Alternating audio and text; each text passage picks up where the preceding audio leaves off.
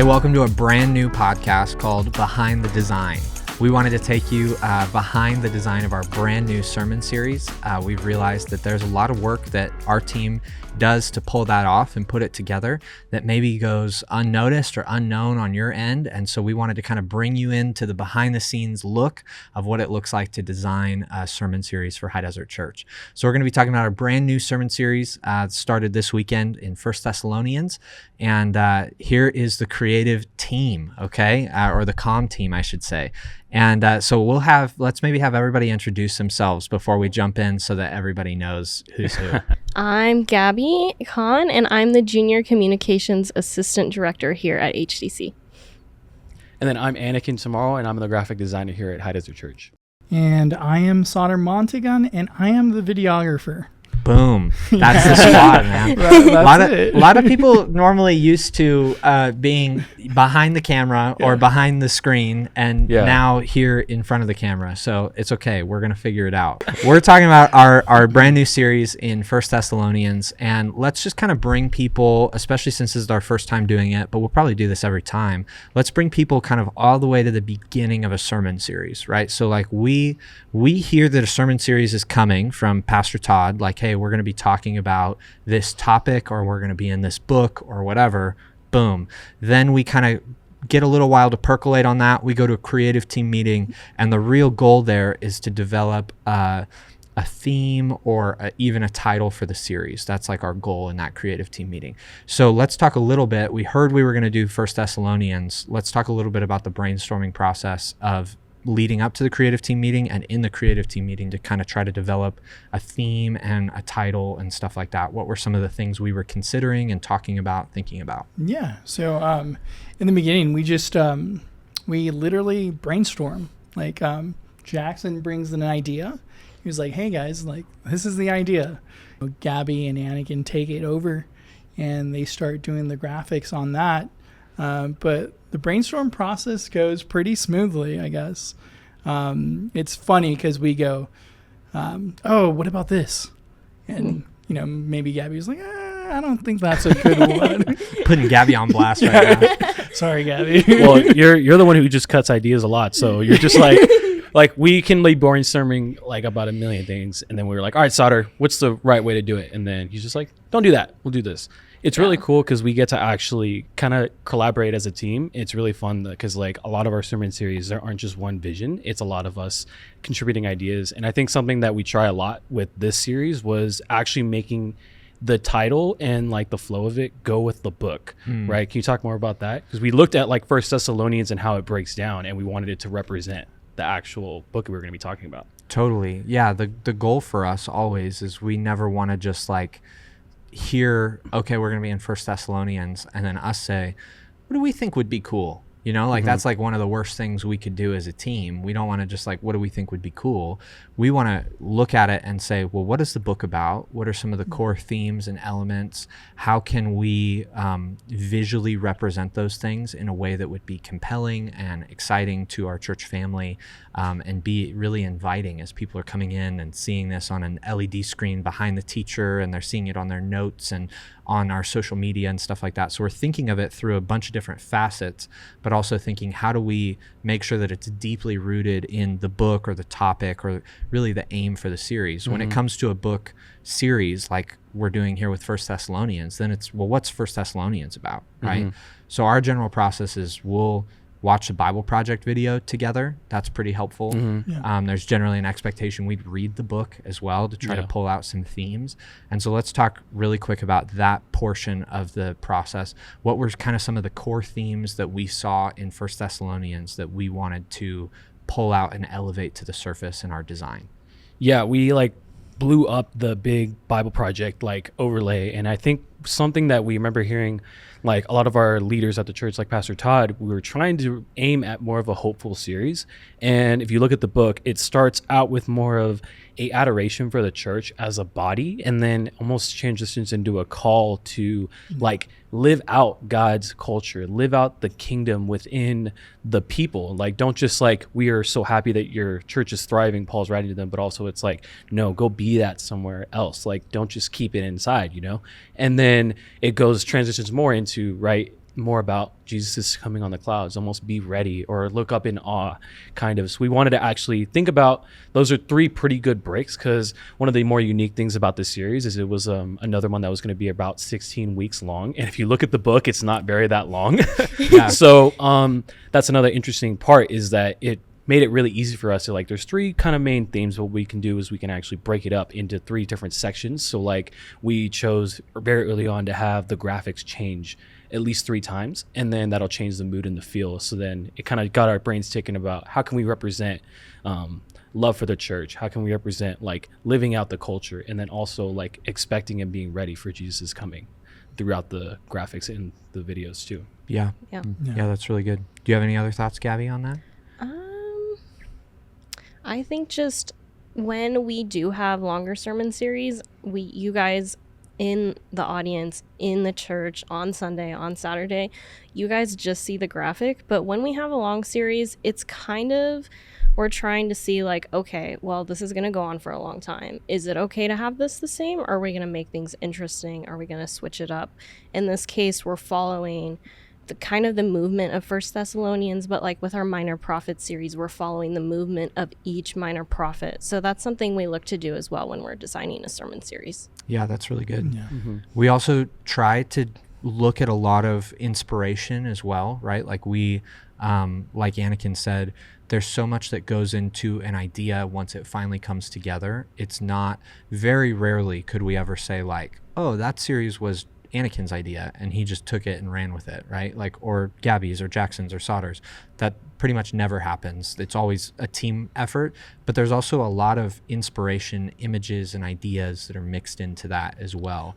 So I'll generally, especially when I'm stumped, like First Thessalonians was a little bit harder for me. Yeah. We did a few years ago a series through Philippians, and the primary theme there is joy. And it's such a clear and primary theme that it was like, man, we want big, bright, bold colors. Like it just made a lot of sense to do that. As we're working through this one, it does have great themes in it, but themes like gratitude for the people in Thessalonica, right? Like things like a push to like continue in these kind of like countercultural practices of Christianity, and a push for hope. And it was like, man, how do you visually capture some of that or represent some of it? So I like, especially for this series, I wanted to look at, have people done anything that would kind of get us started in the right direction? And there is not much when it comes to a sermon series on First Thessalonians. My Google searches did not yield a lot. Yeah, not many people try it, you know? Yeah, like not even just in quantity. There's not a lot of options to even look at. And then of the ones that we looked at, there weren't a lot that I liked. It was really just this one right here that I showed you guys when we were early in the process. Oh, yeah. I really liked the way that this took what we're always trying to do when we're doing creative work, is we're trying to take something much like a parable. We're trying to take something that's familiar and understood to help explain a concept or a theme that might be more unfamiliar. Yeah. And so there's this great theme of waiting in First Thessalonians, waiting for, like you said, Anakin, for Christ's return, and having this kind of held out hope for that. And so I love a bench. That's like a common waiting spot, right? Like that's a spot that we generally are sitting around waiting. Now, we didn't go this direction at all, not even a little bit. But I thought, man, that's a really compelling way to capture a theme and bring it into a very like normal and understood space where it's like, oh yeah, you waited a bench. And so this is kind of a, hey, while we're waiting, while we're sitting on the bench almost, here's kind of Paul's instructions for how to live while you're waiting for Christ's return. So I was struck by that. I thought that even though it didn't end up coming to fruition in anything that we did, it was helpful in us getting our wheels spinning for how we got there. Yeah, because sometimes you need something to literally just unlock it. Like you need something to be like, I have no idea what to do. I think that was a big thing. Like a lot of creative block was going through this one, but like as soon as something worked, we were off to the races. Yeah, it's about getting in the right mindset, I think, for sure. Yeah. And a huge piece to anything that we're doing creatively, especially with a sermon series, is landing on a title. Right. And so sometimes we'll walk out of a creative team meeting, which goes well beyond our team. We sit down with Pastor Todd and a few other staff members who are creatively bent, and we'll try to brainstorm any extra elements we want to incorporate in a series, and then also like what the title of the series is going to be. Sometimes those meetings go really, really well, and we walk out like we know what the title is going to be. We're locked in. This one we walked out like, what's the title of this series going to be? Like, are we just going to call it First Thessalonians? Like, what are we going to do? And really kind of, lost. And that left us in a, like you said, in a spot of creative block a little bit. Yeah. And so what we wanted to do is we took the idea that came up a lot in our meeting of these countercultural ideas that are in First Thessalonians, like sexual purity and honesty and suffering, and like having joy in suffering and those kinds of things that are very countercultural. And it was interesting, even though we didn't come up with a theme or a title, that phrase countercultural came up a lot in that creative team meeting. So that got my wheels spinning, where I was thinking, well, why are there such countercultural ideas in First Thessalonians or in any of Paul's letters? It's very true in all of Paul's letters. There's countercultural ideas. But we'd be mistaken to think that there's countercultural ideas because Paul just wants believers to live in a way that's different from other people, right? Like, let's be countercultural to be countercultural. There's some movements and people that are like that, like, keep Portland weird, like, let's just like be weird and be different and countercultural. That's not Paul's message, is let's be weird and different because we want to be weird and different. The reason why you're countercultural is because you belong to a different culture. That's where the countercultural reality comes from that Paul's talking about. So we wanted to play on that term countercultural, but not say, this is all about being countercultural, because it's not. It's about being kingdom cultural, right? Which is kind of how we found a way to maybe play on that phrase, but also be able to keep intact. No, it's because we belong to a kingdom that we live in a different cultural way. Yep. Thoughts on that? Yeah, I think it worked out so well. I think when we make a sermon series, we have the ability to kind of frame when you're going into the sermon series, kind of how you're coming into it, what kind of like imagery you're associating it with, giving you kind of an opener into that sermon series to frame your mindset around it. And I think even the words kingdom cultural is framing it so well and saying like, it's a different culture, but it's the culture of the kingdom. It's not like what we decide, or like you said, just to be countercultural just cause, but there's actually a purpose, and it's because this world is not our home, but heaven is our home. Yeah, that's really good. Yeah, I do think we do a lot in, kind of in a worship service, how you're familiar with like worship music, setting up and preparing our heart for the message. The creative elements operate in a similar way, where I think we prepare the space of your mind for the message, where it's like your mind is kind of getting in the right space or putting things in the right context or framework for where the series is going or where the message is going. So hopefully when we kill it, when we do a good job, sometimes we don't do a good job, but when we do a good job, the hope is that it's framing and setting up the mindset that people are in, coming like literally seconds before they're about to hear the message, that we're hopefully setting that up well and contributing to it, not detracting from it. Yeah, for sure. And just like Gabby was saying, like just having that title gives us a huge win. Yeah. Right? Because then the brainstorm idea comes into play again. And then all of a sudden, what is culture, right? How are we so different from culture and being in that kingdom culture as well? So it gives a ton of images that goes into our heads as creatives, where Anakin, for example, he grabbed a ton of those creative images and brought it to life in the graphics department. So it was awesome. Yeah, and let's talk about that next. We've kind of established how we got to where we got to with our title for the series, but then let's talk about, now we've got to visualize that, right? That's still a task that's before us, right? We've got kingdom cultural as a title, which, like you said, it fills your mind with a lot of images, right? You think of things that are cultural hubs or epicenters and all of those kinds of things.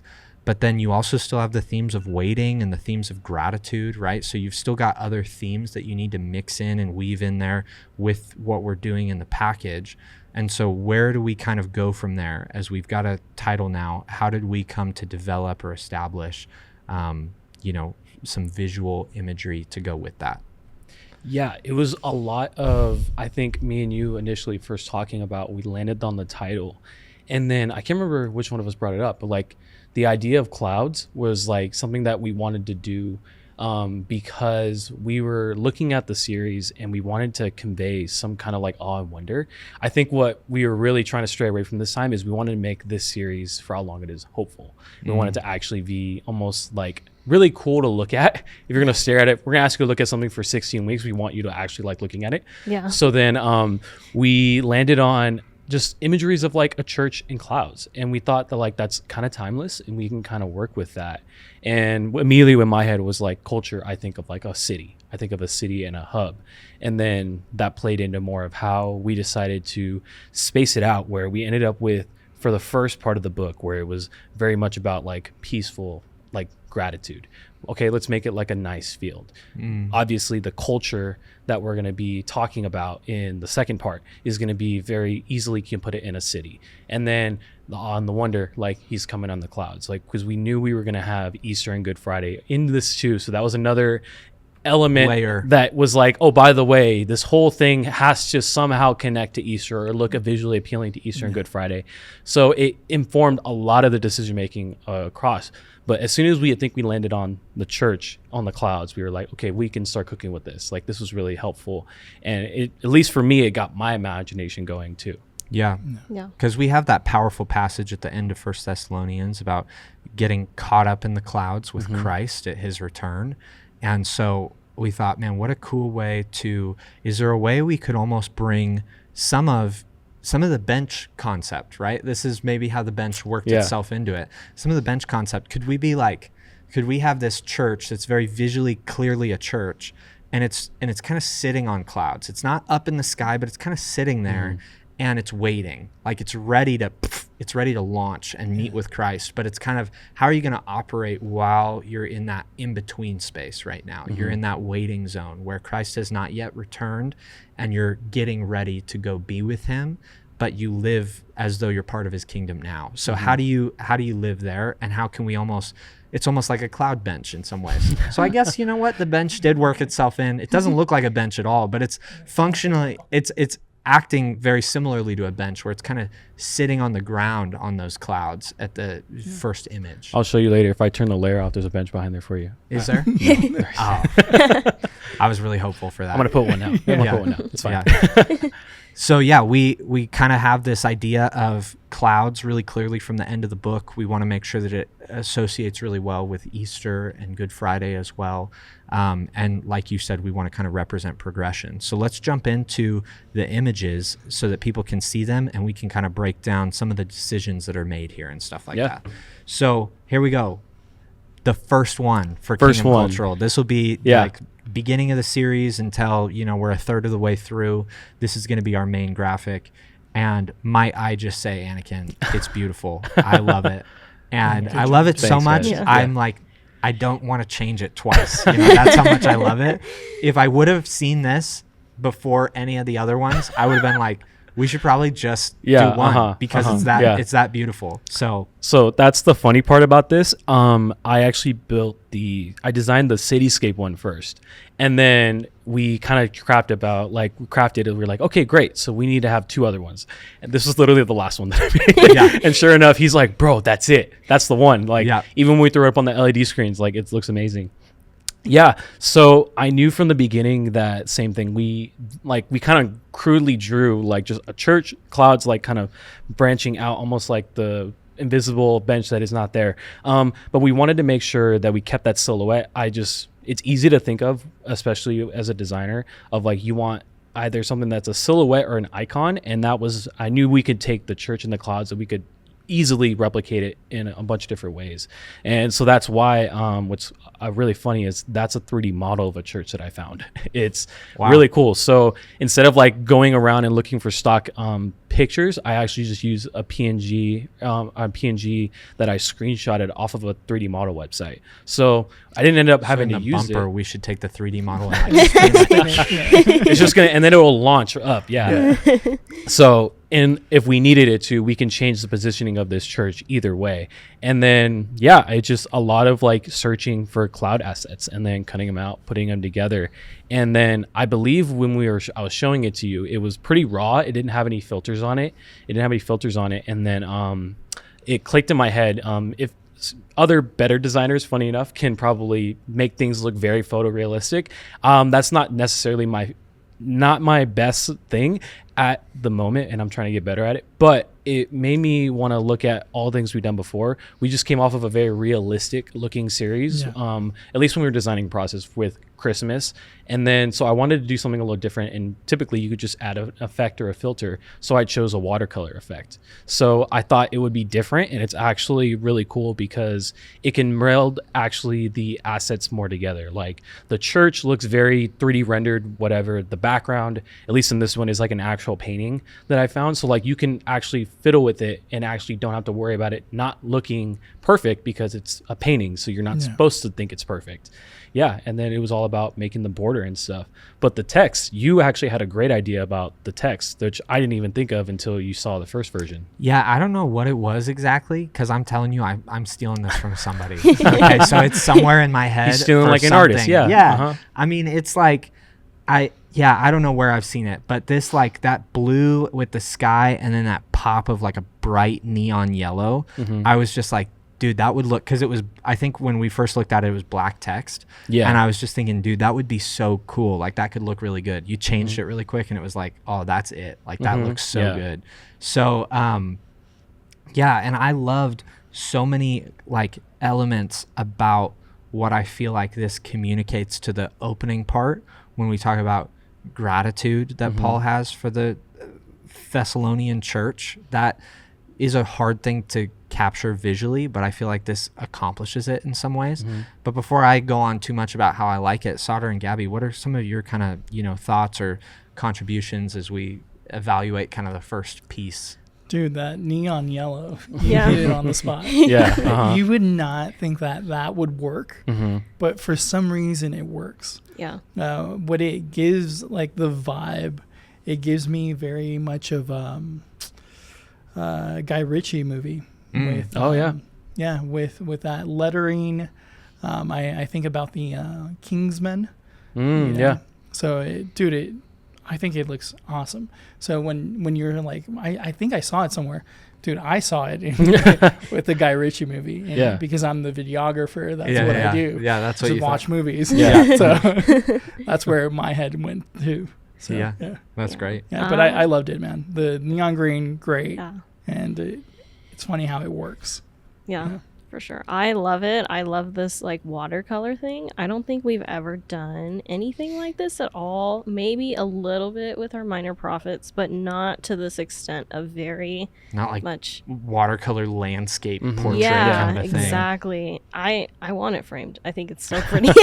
It's so cool. Yeah, I think it turned out really well. And then just the transitioning from this into the next ones just worked out so well. And somehow the yellow and the watercolor just brought it all together. Yeah. What I think is really cool about it, I haven't even told you this yet, but I've been thinking about it more. Yeah, this is live reaction. But as I keep looking at it and I keep thinking about it, it honestly looks and feels a lot like the back of a postcard. And so that's what I love about it, is like it feels like a postcard that you would like mail somebody if you were, I don't know, wherever Anne of Green Gables grew up, the Green Gables maybe. And you were like, from the Green Gables, you'd like send this, right? And it looks a lot like the scenery. It looks a lot like a postcard. And I'm thinking, man, that's functionally what we're dealing with Paul writing this letter to the Thessalonian church. And so you kind of have like, we're breaking down with 3 postcards, kind of the 3 parts of this letter. And so I love that. And I love the serenity of it. Our real goal there in that is to convey the kind of, Paul doesn't always have a very kind, he's always loving, but he doesn't always have a like you're killing it tone with the churches that he writes to. So he does have a very unique tone with the Thessalonian church. Man, I am so grateful for you. I'm encouraged by you. People all around the world are encouraged by you in your faith. And that's what this first image is trying to convey, is that sense of gratitude that Paul has. And then he's going to get into, but don't stop there. Like you got to keep going. And so there's going to be this element of like, we're going to get past the serenity to like, but there's more, there's work to be done.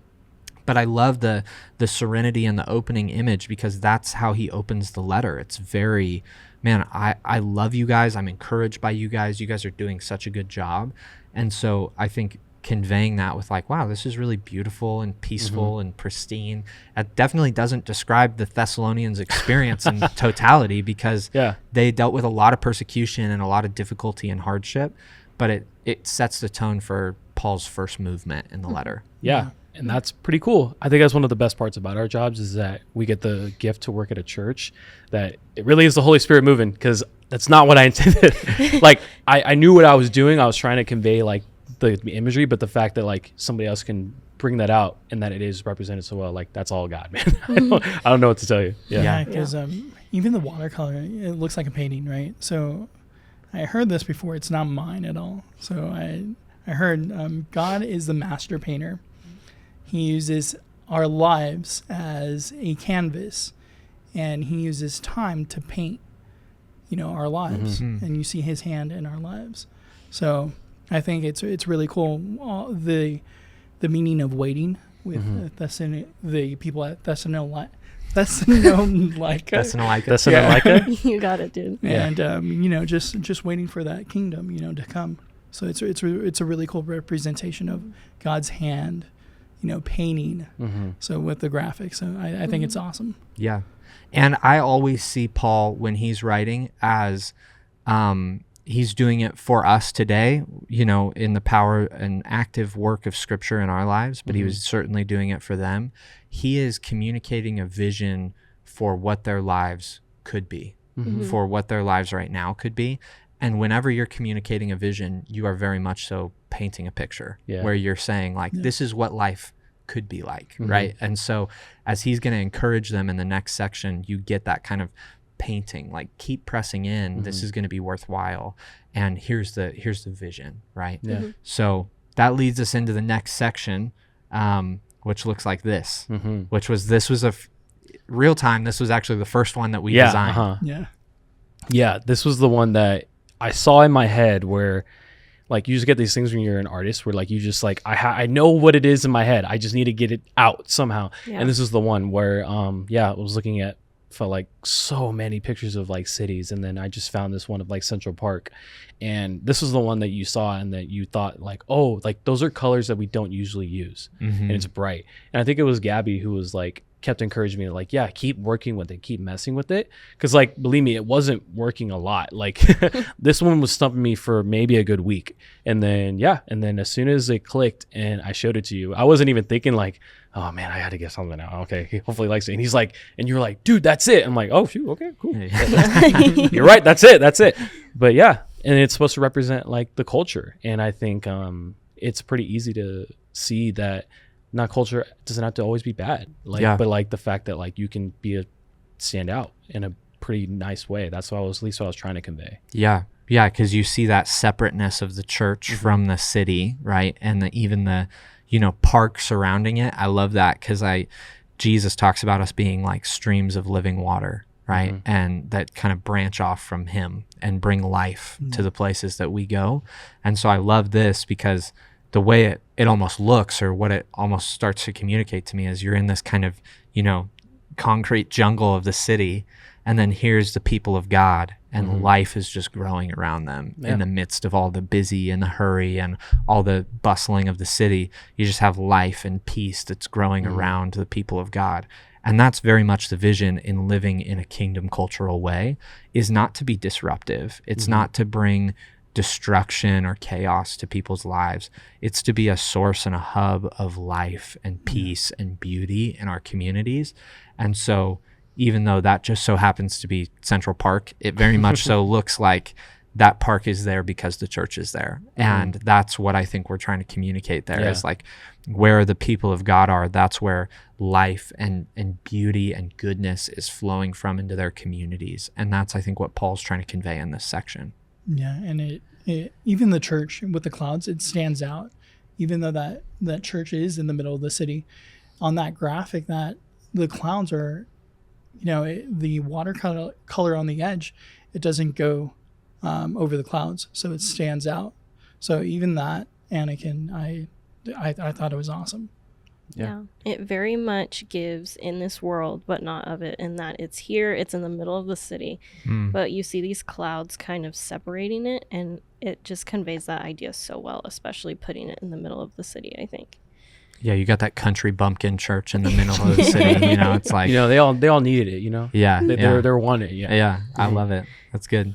And then we finish with this third image where we're trying to convey that caught up in the clouds idea at the end of the book. Yeah, that one was of the three, I think I just knew exactly what I needed to do. But what was funny is so if you look at the clouds that the church is actually sitting on, those stay the same. I tweaked the colors and the shadows a little bit, but that was like a lot of like maybe 4 or 5 assets that I kept duplicating and kept tweaking the lighting on multiple times. But then for this one, I wanted to create a little bit more depth for this. So then I was looking not just for like, think of like a puff cloud. I was thinking like what's like a big cityscape, like, or a cloud above where like you see if you're flying an airplane. And then, so yeah. And then I Like cut a out. cumulonimbus, perhaps.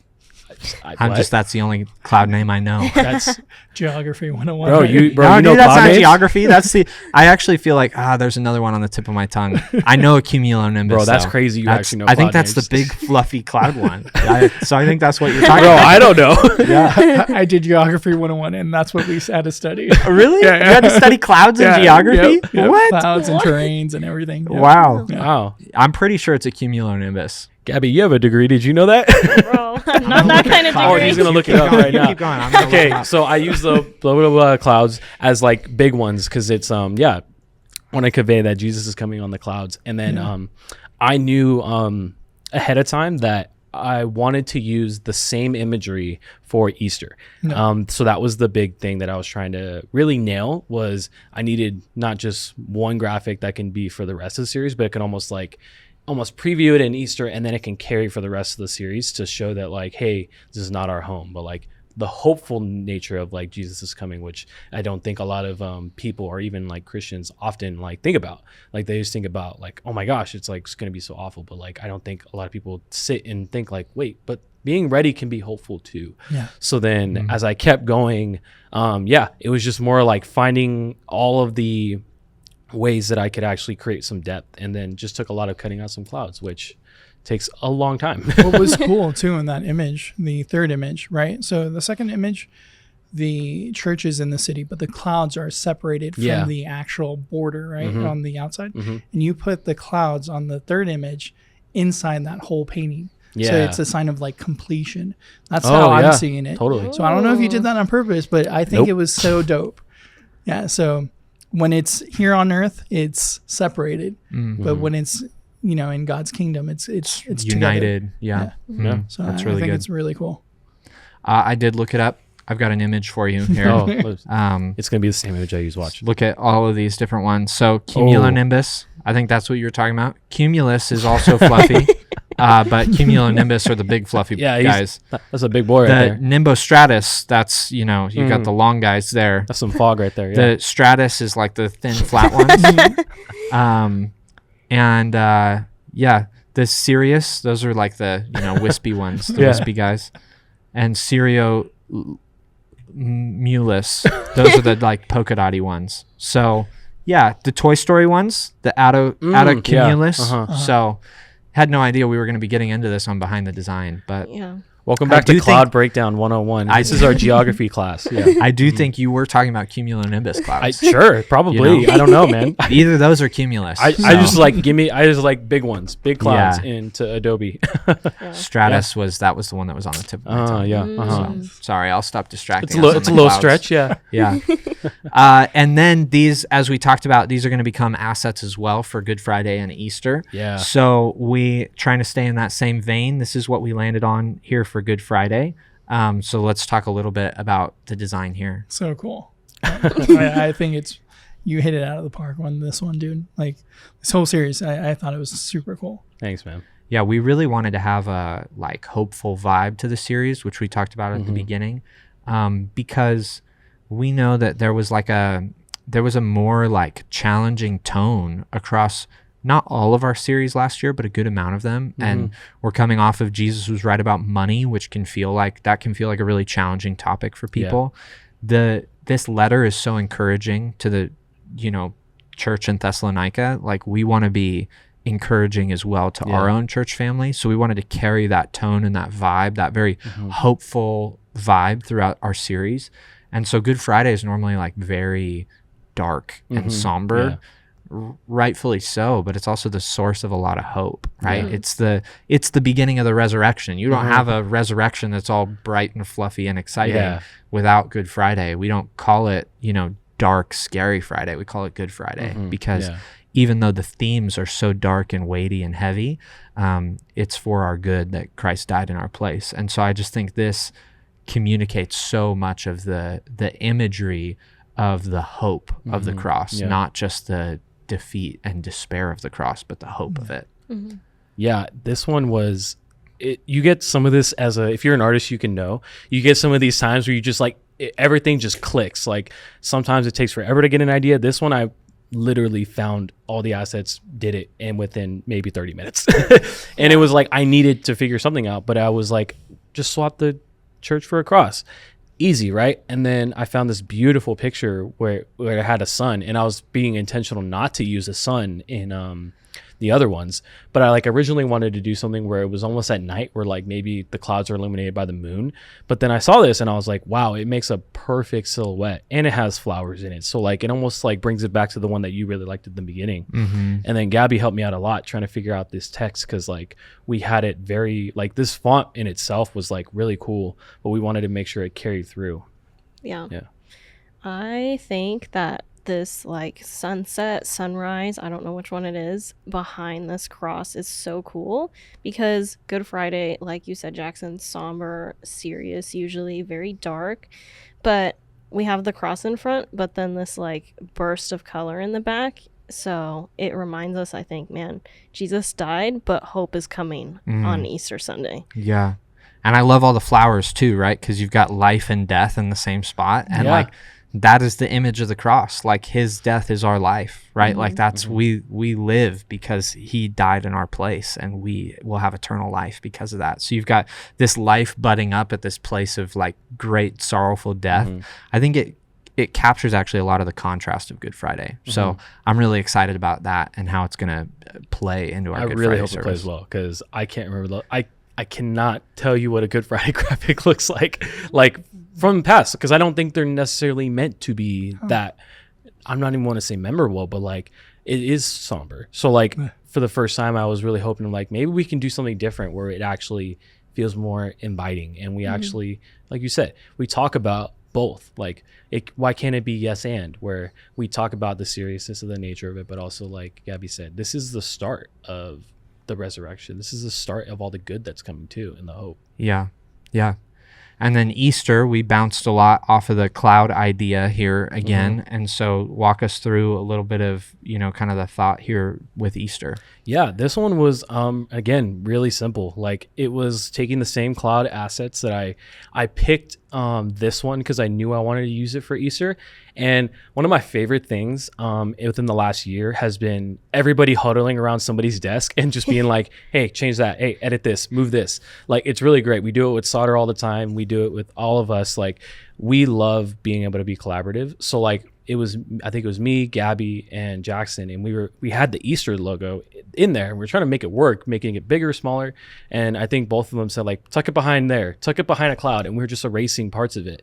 And then it ended up something that looks so sick. Like, yeah, very cool. Captures a lot of the what will be, maybe doesn't feel right now like a normal image to us when we think of the resurrection being clouds, but Paul ties those together in a really powerful way at the end of 1 Thessalonians. So I think as we're in the series, this will feel like, oh, clouds and Easter, like that makes so much sense, because we're going to be caught up in the clouds with Christ.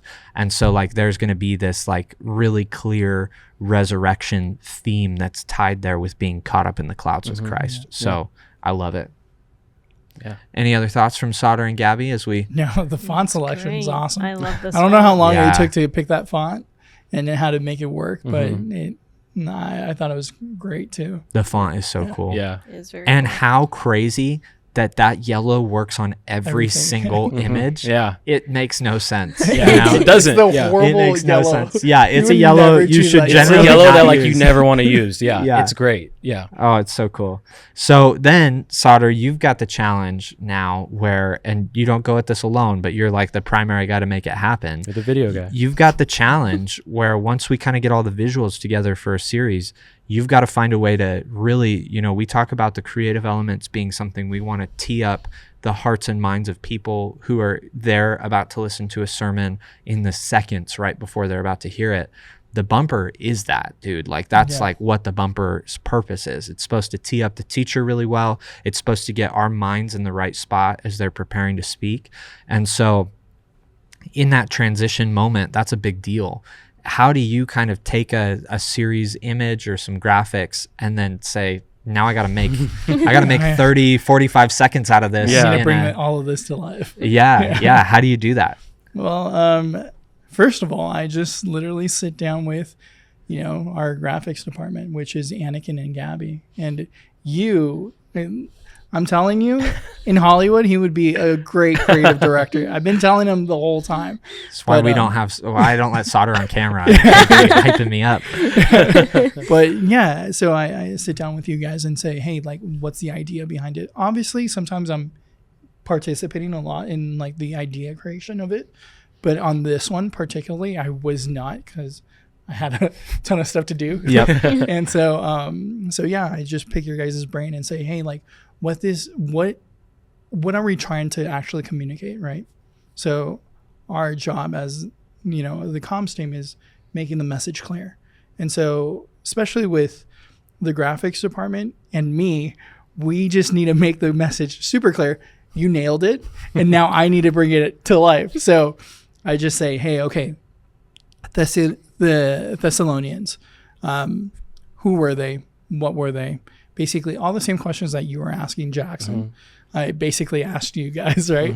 Yeah. I was like, okay, guys, you guys definitely need to help me on this one because I have no idea what to put on this and how to bring this to life. And I think we came out with a really cool video that actually communicates what the bumper is supposed to, or the message is supposed to say. So yeah, a lot of times the effort goes into first, man, we've got to get like some sort of either a storyboard or a script together where it's like we need a like flow. Like we're going to tell, basically a bumper is telling a 30 to 45 second story, right? So we need to tell a 30 to 45 second story, which means we need to make it clear from the jump. It needs to like make sense really fast and feel visually connected to what we're doing with the rest of the series.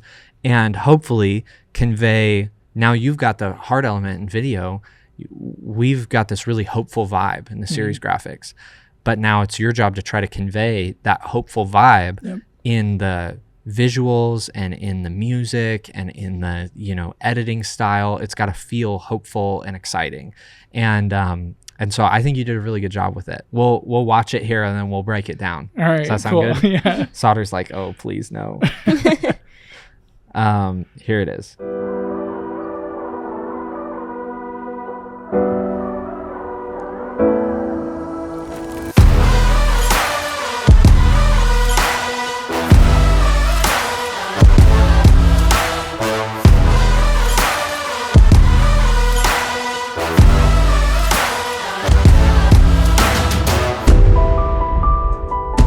Boom. That's it.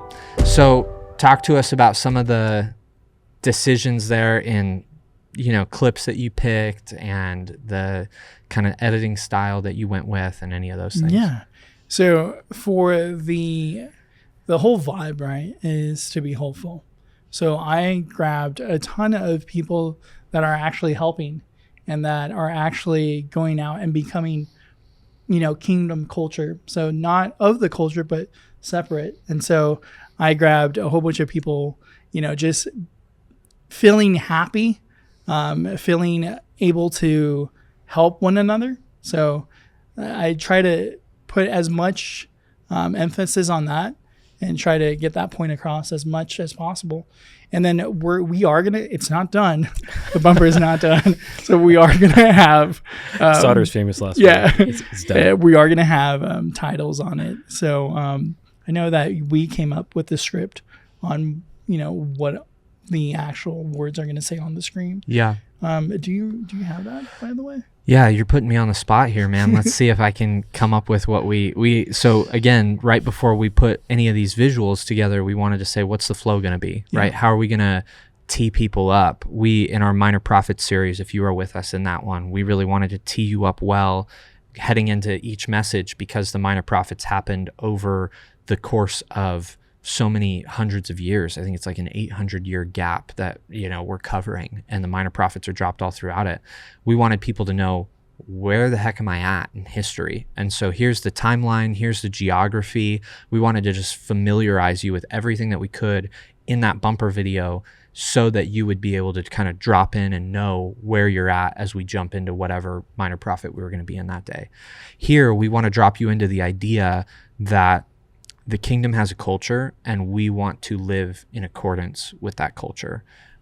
So I believe what we kind of laid out to just try to help people who are watching get there as quick as possible is something along the lines of, I might butcher it here, but God has a kingdom. Mm-hmm. The kingdom has a people. The kingdom has a culture. And I think the people engage the culture. Mm-hmm. Kingdom cultural. Yeah. So we wanted to lay out the first thing that we're talking about is that if you're going to be related to God, God has a kingdom. So if you are going to be in relationship with him, you will find yourself to be part of his kingdom.